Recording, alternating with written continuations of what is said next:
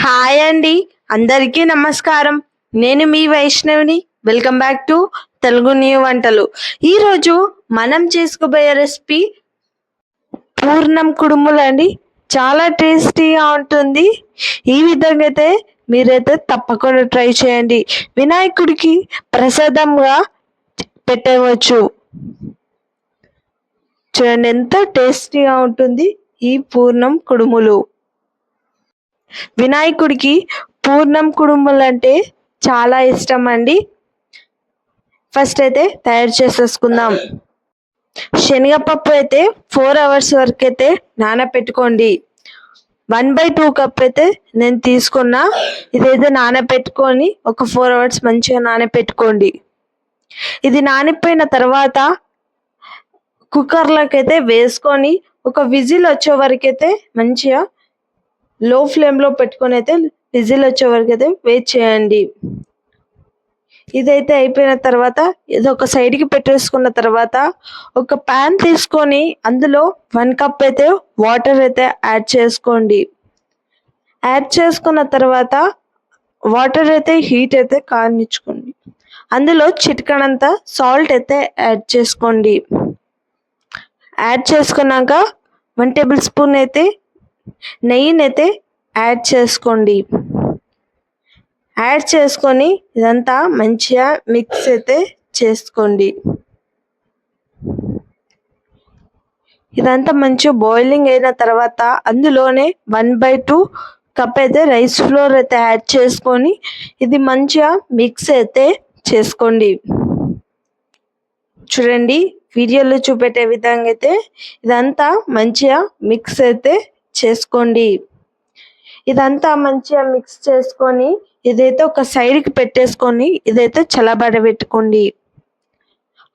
మరొక ప్యాన్ తీసుకొని అందులోనే శనగపప్పును ఉడికించుకున్నాం కదా, అదైతే మంచిగా శనగపప్పునైతే ఇదంతా మంచిగా మెత్తయ్యే విధంగా అయితే మంచిగా మిక్స్ చేసుకొని ఇందులోనైతే వేసుకోండి.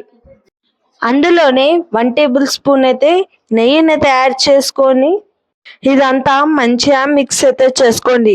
1/2 కప్ అయితే బెల్లం అయితే యాడ్ చేసుకొని ఇదంతా మంచిగా మిక్స్ అయితే చేసుకోండి.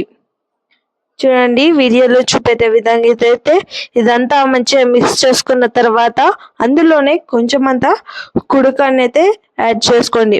అయితే 1 tablespoon అయితే యాడ్ చేసుకొని మొత్తం మంచిగా మిక్స్ అయితే చేసుకోండి. చూడండి వీడియోలో చూపెట్టే విధంగా అయితే ఇదైతే కొంచెం వరకు అయితే లో ఫ్లేమ్లో పెట్టుకొని మంచిగా మిక్స్ అయితే చేసుకోండి. ఇదంతా మంచిగా మిక్స్ అయిన తర్వాత ఇదైతే ఒక సైడ్కి పెట్టేసుకోండి. మనమైతే ఫస్ట్ బాయిలింగ్ చేసుకున్నాం కదా, చేతికైతే ఆయిల్ రాసుకొని ఇదంతా మంచిగా మిక్స్ అయితే చేసుకోండి. చూడండి వీడియోలో చూపెట్టే విధంగా అయితే రౌండ్గా అయితే చేసుకోండి. చూడండి ఈ విధంగా వచ్చిన తర్వాత ఇదైతే ఒక సైడ్కి అయితే పెట్టేసుకోండి. ఒక ముద్ద తీసుకొని అదొక రౌండ్ లాగా చేసుకోండి. చూడండి వీడియోలో చూపెట్టే విధంగా అయితే ఈ విధంగా అయితే చేసుకోండి. చూడండి వీడియోలో చూపెట్టే విధంగా అయితే మొత్తం మంచిగా ఈ విధంగా అయితే చేసుకోండి. చూడండి ఈ విధంగా వచ్చిన తర్వాత అందులోనే మన పూర్ణంని అయితే యాడ్ చేసుకోండి. పూర్ణంని మంచిగా లడ్డూలాగా కట్టుకొని ఇదంతా మంచిగా ప్రెస్ అయితే చేసుకోండి.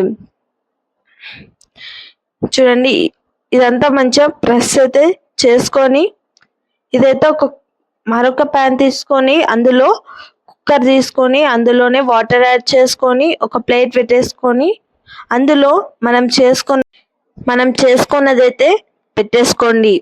చూడండి వీడియోలో చూపెట్టే విధంగా అయితే పెట్టేసుకోండి. వినాయకుడికి 5 అన్నా 7 అన్నా పూర్ణం కుడుములనైతే పెడతారు. వినాయక చవితి నాడు 5, 7, 9 ఈ విధంగా అయితే పూర్ణం కుడుములనైతే ప్రసాదం లాగా పెట్టచ్చు. చూడండి, ఇదైతే పెట్టేసుకొని ఒక విజిల్ వచ్చే వరకు అయితే మంచిగా స్టవ్ అయితే లో ఫ్లేమ్ లో పెట్టుకొని అయితే ఒక విజిల్ వచ్చే వరకు అయితే వెయిట్ చేయండి.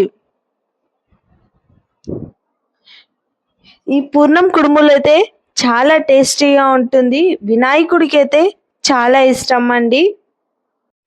పూర్ణం కుడుములైనా కానీ ఎవరైనా చేయొచ్చు. కొలతలు అన్నీ చూసి మరి ఎవరైనా కానీ చేయొచ్చు. ఈ వీడియో మొత్తం చూస్తే మీకైతే అర్థమవుతుంది పూర్ణం కుడుములు ఏ విధంగా చేయవచ్చు. చూడండి, పూర్ణం కుడుములు అయితే రెడీ అయినాయి. ఈ విధంగా అయిన తర్వాత ఒక ప్లేట్లకైతే వేసేసుకోండి. ఇదైతే కొంచెంసేపు వరకు అయితే వేయించండి. ఇవైతే కొంచెం చల్లపడాలి. చూడండి, చాలా టేస్టీగా ఉండే పూర్ణం కుడుములు అయితే రెడీ. మా వీడియో మీకు నచ్చినట్టయితే లైక్ చేయండి, షేర్ చేయండి, అలాగే సబ్స్క్రైబ్ అయితే చేసుకోండి. Thank you.